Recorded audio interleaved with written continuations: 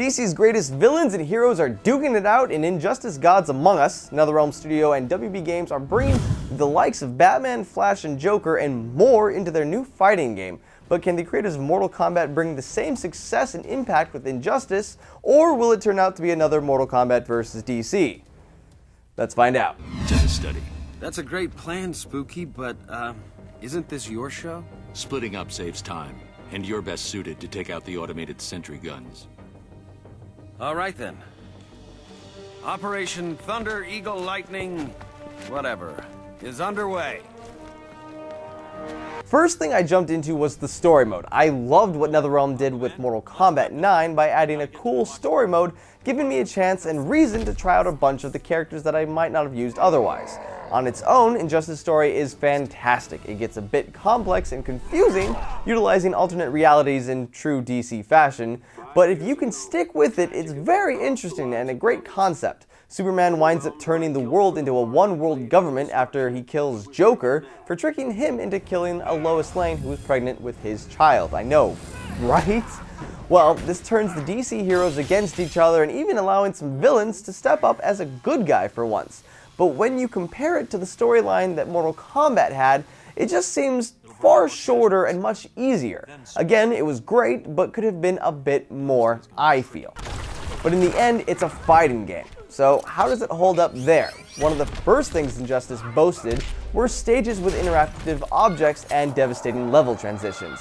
What was really cool is that the different characters would interact differently with these objects. Whereas Nightwing would jump off of a chandelier to close the gap between him and his opponent, Bane would take it to smash the other guy. Personally, what I like about this game versus something like Street Fighter or Marvel vs. Capcom is that it's considered to be more of a tempo fighter. It's not about hitting 20 different buttons to perform a crazy combo, but timing your hits and stringing together your special moves to keep your enemy off of his feet. Also, as you fight, you're building up your meter, which is used to make your special attacks stronger or saving it up for a visually stunning super attack. Something I really appreciated was that you didn't start each round with full health. You actually carry your health to each round, much like you did in Killer Instinct. Next up are the characters. The entire roster is unlocked up front, so there's no waiting to use your favorite character. Of course, the main hitters are in there. You got Batman, Superman, Flash, Joker, so on and so on.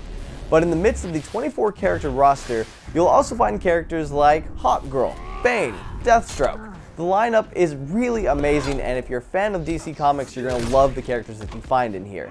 If you're concerned about not enjoying the full extent of the game because you're worried you might not be good as everyone else online, so the game might get boring after a while, well, let me ease your mind. Like Mortal Kombat, you have your standard tower of enemies you can beat to get to the cool ending, which is different for each character, but there are also so many different types of tournaments you can do. One where you're constantly losing health. There's another one where you only fight the bad guys. There's also another one where you have just one life to beat everybody and on the hardest difficulty. Besides that and the story mode, there is also the Star Labs, where you can play each character in different challenges, all while learning more about how the character controls. Some of which are fun minigame-esque, like using Catwoman's Cat Isis to sneak past the guards and not get hit by these lasers to try to get into Wayne Manor.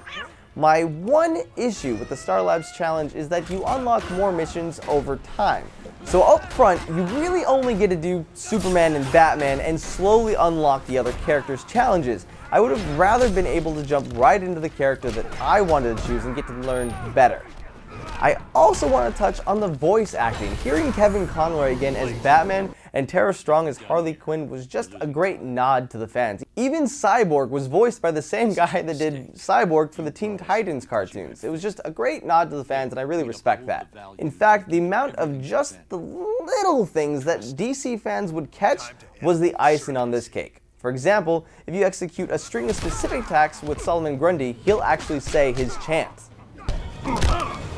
Solomon Grundy! Born on a Monday!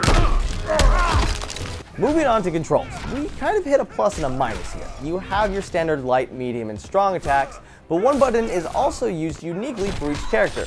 On the Xbox, if you hit the B button as Nightwing, you'll go from your screamas to a staff, whereas with Superman, for a period of time, you can actually become much stronger. Flash actually was my favorite. When you hit the button with him, you can actually get your opponent to move slower, making it seem like you're moving super fast. Now for the minus. It was that the controllers just aren't made for such intense gameplay, it seems like. Every now and then the move I swore I input wasn't triggering. Also, trying to play on the D-pad or control stick wasn't easy and would mess up a move on you if you weren't careful. For true pro use, you just need to use the fight sticks. But I will say that the control scheme is good in the sense that you can button mash as a new player or hone in and perfect your skills with intricate gameplay. And before I wrap up, I really want to bring up a new mechanic introduced in Injustice, the wager mode. One time per match, you and your opponent can get into an epic clash, allowing the winner to either gain more life or hurt the other enemy based on who initiated the wager. At first, I didn't like it. It was just going to be used by the player who had more meter and would actually win, so just why bother? But as I played more, I realized it was all about saving your meter till just the right time so you can gain some extra life over your opponents. Really though, in the end, I respect it in its use, but overall, really didn't like it or feel it needed to be necessary in the game. But that may just be me. So in the end, it boils down to this. If you like DC, you're going to love this game. If you love the last Mortal Kombat game, you're going to love this game. If you're a Street Fighter or MVC fan, try this game out because I think you're really going to like it.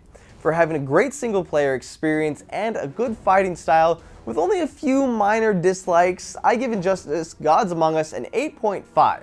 And that's my unbiased opinion, even though, yes, I am a DC fanboy. Guys, till the next time, I'm the Jovenshire, and I'll catch you later.